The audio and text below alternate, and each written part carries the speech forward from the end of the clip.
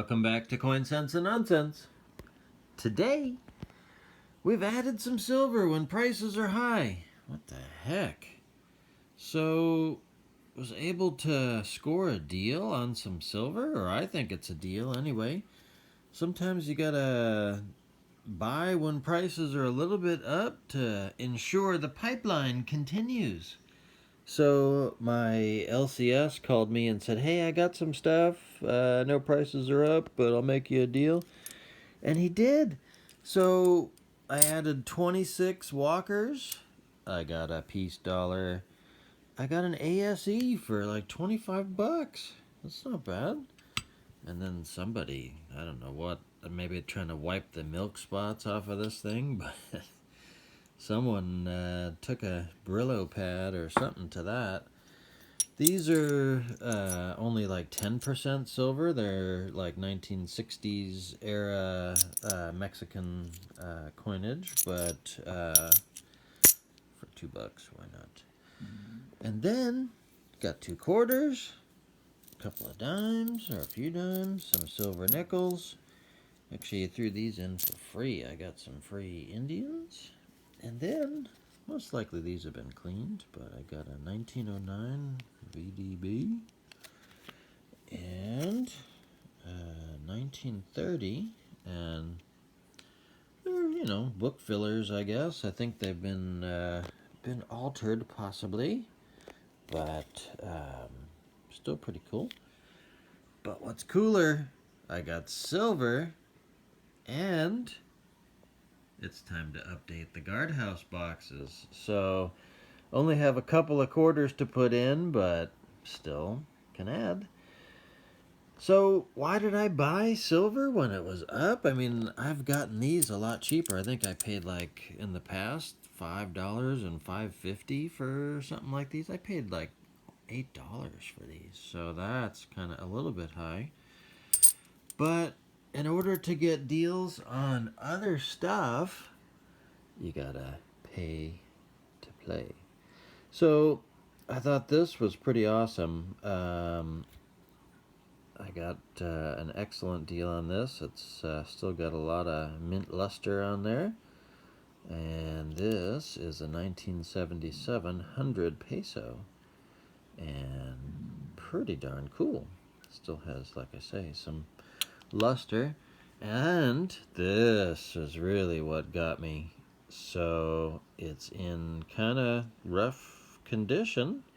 It's got a lot of chop marks. So this is an early Mexican or Spanish colony dollar, and it was used, I think, in Asia. That's why it's got all the different chop marks and whatnot. Alright, I was fumbling for the words there. Did some checking on this thing in the meantime. So this is known actually as a pillar dollar, and it's because of these darn pillars on the back. And so this is 8 reale, but it's kind of like the equivalent of a trade dollar. And so there's the chop marks to indicate its use, and so there's some cool marks. So I think I might need to do a separate video on this down the line there when I do a little more research on it and I can go up close with the scope, but very, very cool. So I thought this kind of was the whole reason for the deal for me. If I don't take the other coins, I don't necessarily get access to stuff like this. So yeah, this is minted in Mexico, which is really cool. This is Ferdinand the 7th. And there's a lot of abbreviations. Ferdinand, or Ferdin. And so there's the 8 reale, and I think that's the Mexico City mint. So very, very cool. It's in rough shape. Probably been cleaned and whatnot. Probably not worth having any grading or anything like that, but still thought that was a nice ad, and so I appreciated the opportunity to buy that. But let's add these. I mean, we've got stuff to add to the box. And I almost forgot about this. I got this for free also, I guess because it's got a hole in it, and it's been cleaned. But pretty darn cool. It's a 20-cent Indochina Francais. So it's a, this is like the trade dollar, French trade dollar design. So that's kind of cool. So, yeah. Alright, since there's only this many dimes, we may as well deal with that first. And I've kind of not topped off certain tubes. I've kept track of different deals and whatnot. So I got some APMEX and got my Mercs separated, barbers, whatnot. These are all found coin roll hunting, so that's pretty cool.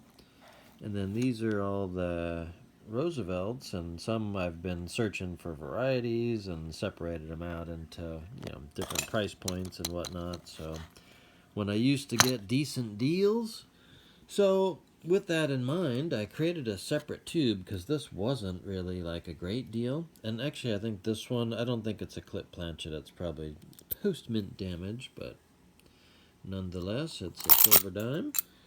So we started a separate tube here, and unfortunately paid a little more, but we'll kind of every little bit helps. And then mercury here we can add to this tube. One isn't going to hurt us at this price. So very cool. I think these I still have to finish searching before I can integrate into the system. So let's do those guys. Oh, I almost forgot I got two of these guys. Let's get those out of the way first. So we've got our quarter guardhouse box. It's pretty sparse there, but we do have a Standing Liberty tube waiting. So it's right in there. And these are all, actually these are all 64s. I think I've kind of been working on separating things out, but since these are kind of older here, 1945 can go in there. Alright. Now. Alright, so we're ready to stash those away, and most of you that have watched my channel are familiar with my coin roll hunting escapades there, and so I've snagged all these from coin roll hunting and wanted to keep those separate from my purchased silver halves. I'm sharing space here too. These are other proofs and commemoratives that I got coin roll hunting, but non-silver. But anyway, so I got Walkers, Franklins, and then bought some 64s. But these, like I did with the dimes, I want to keep separate just to know how silly I was to buy these at $8 a piece. So we'll separate that. And then we got 6 more. And I can afford the space right now until things fill up, and then we'll have to rearrange. So, very cool. Alright, and the nickels I'll stash away later. And don't have a guardhouse box for those yet. So, but like I said, had to pay a little to play, and so some of these things were still decent deals. I think I only paid like $23 for this. And I always like to check for the varieties on these, VAM they call it. And so this one might have doubled designer initials, which I need to check for.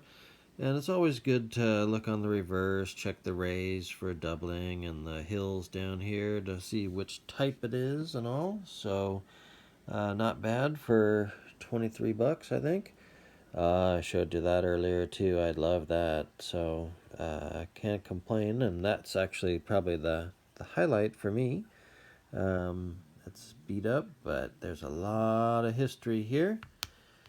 And then this, it's only 720. It's not 90% or anything like that, but it is awesome looking. And we're cleaned, but we got a deal on that one also. That was, I think, $22 or 23 for that as well. So it's almost meltish. So, or it is melt. And then this, I think I got for 25. And, you know, it's got some condition issues, but 1994 ASE for no premium, essentially. So $2 premium. So not bad. So I don't mind a little bit of extra price on the constitutional just to be able to get cool stuff. So, like I said, sometimes you gotta pay to play, but we'll see next time what comes across.